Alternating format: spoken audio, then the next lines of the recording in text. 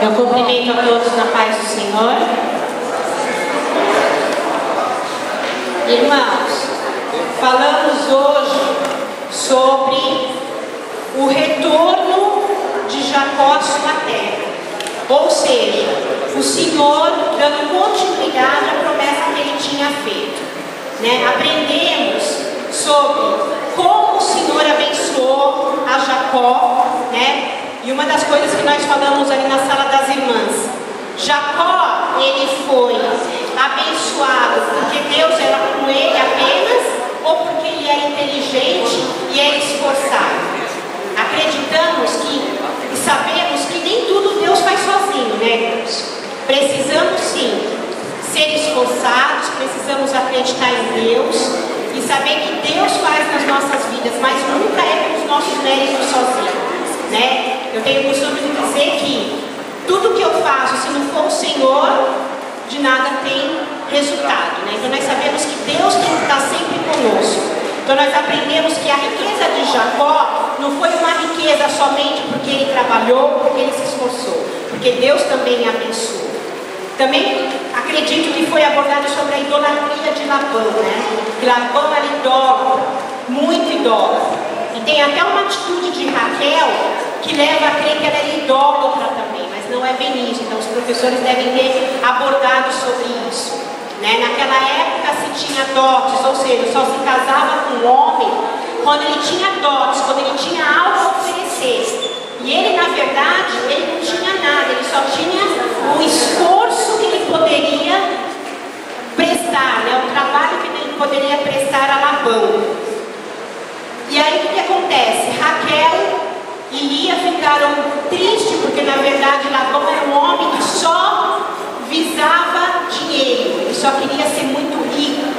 E mesmo ela se casando, mesmo Jacó se esforçando, mesmo ele trazendo todas as riquezas que ele trouxe, Labão não cumpriu com aquilo que naquela época se tinha, que era dar uma parte da herança para suas filhas. E Raquel, para garantir isso, roubou lá um ídolo, E ali a gente até comentou na sala das irmãs em relação a isso, que é preocupante, porque quantos e quantos ídolos a gente, mesmo conhecendo a palavra de Deus, estamos trazendo para os nossos lares. Irmãos, é muito preocupante. A gente comentou inclusive a questão de signos. Por incrível que pareça, a gente vê lá no Facebook irmãos, pessoas da igreja postando: meu signo é esse, meu signo é aquele. Irmãos, é preocupante, é idolatria. E muitas vezes as pessoas estão achando: mas irmã Márcia, chega e fala, está batendo com o que eu estou querendo. Satanás sabe que você quer um namorado, Satanás sabe que você quer um carro, Satanás sabe que você precisa de uma cura. Idolatria, irmãos, foi uma coisa que me chamou muito a atenção nesse estudo hoje. Que a idolatria não é só adorar a ídolos. A idolatria é trazer para dentro dos nossos lares coisas que o inimigo está fazendo com que sejam coisas boas para nós. Então, que chame a atenção dos irmãos em relação a esse ponto. Cuidado, símbolos da nova era que estão sendo utilizados e jovens e homens e mulheres de Deus têm usado sem saber o que é aquele símbolo. Eu mesma, e o povo tem observado isso. Eu vou dar um exemplo também para as irmãs. Eu tenho uma medalha que é o símbolo do Espírito Santo, é uma pomba. Nós sabemos que a pomba representa o Espírito Santo, não sabemos disso? Só que uma pessoa lá da empresa que eu trabalho olhou aquela medalha e falou: nossa, vocês usam isso? Os evangélicos usam isso? Aí eu expliquei para ela o que era aquele símbolo. Ela, entendi.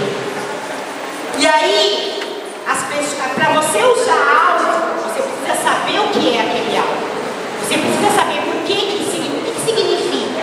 E aí você vê jovens, mulheres, homens usando símbolos, por exemplo, aquele 8 deitado. Sabe qual é? Acho que as meninas aqui sabem. O infinito é um símbolo da nova era. Mas como está todo mundo usando, eu vou usar também. todo mundo usando, né? Eu vou usar. Então, aqui me chamou muito a atenção essa parte do estudo. A idolatria não é só eu adorar a uma imagem, é eu trazer para dentro da minha casa ou para a minha vida algo que Satanás está usando, que ele sabe que ele vai convencer, que ele sabe que a pessoa não vai estudar para saber o que ele está usando. Tá, irmãos? Então, assim, são pontos da lição que para algum professor destacou mais ou menos, mas para mim o que destacou bastante foi isso, né? E também o pacto feito lá em Gileade, a reconciliação. Sabe o que me chamou a atenção na reconciliação?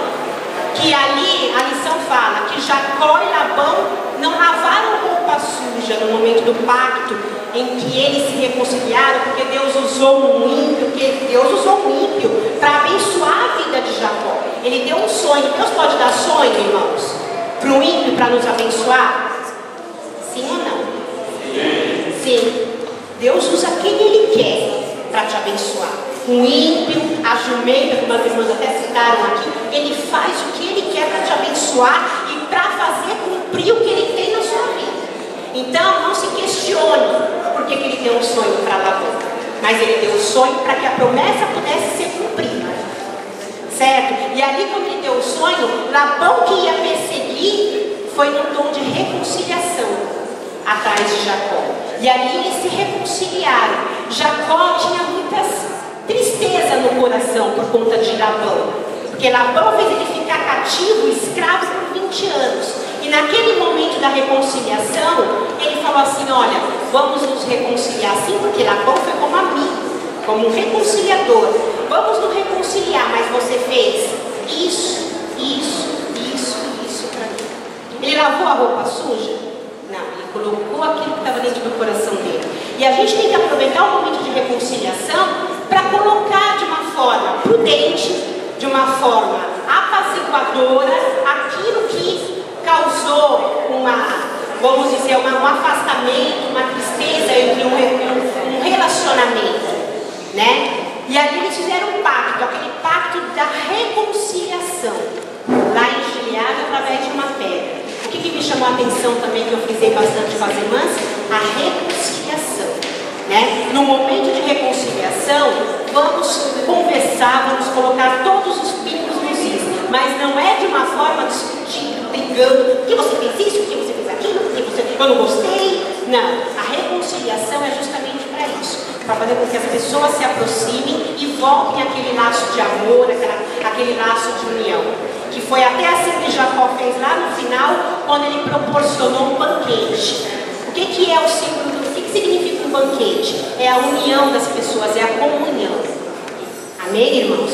Então eu peguei até um finalzinho aqui que eu achei interessante para ler para os irmãos. Será que temos experimentado a boa, agradável e perfeita vontade de Deus? Ou continuamos se conformando com o mundo? A vontade de Deus prevaleceu sobre as circunstâncias vividas pela família da promessa. Não foram as artimanhas de Jacó que fizeram dele um homem bem-sucedido. Não foi a artimanha de Raquel em roubar os ídolos do pai que lhes protegeu.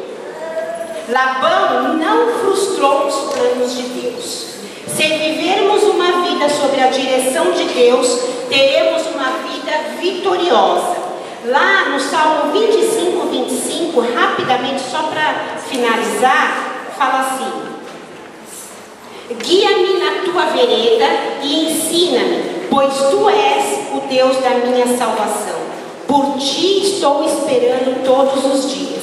Que seja a nossa oração de todos os dias. Devemos confiar plenamente no Senhor e assim encontrarmos a felicidade. Amém, irmãos? Então eu deixo esse resumo e agradeço a oportunidade em nome de Jesus.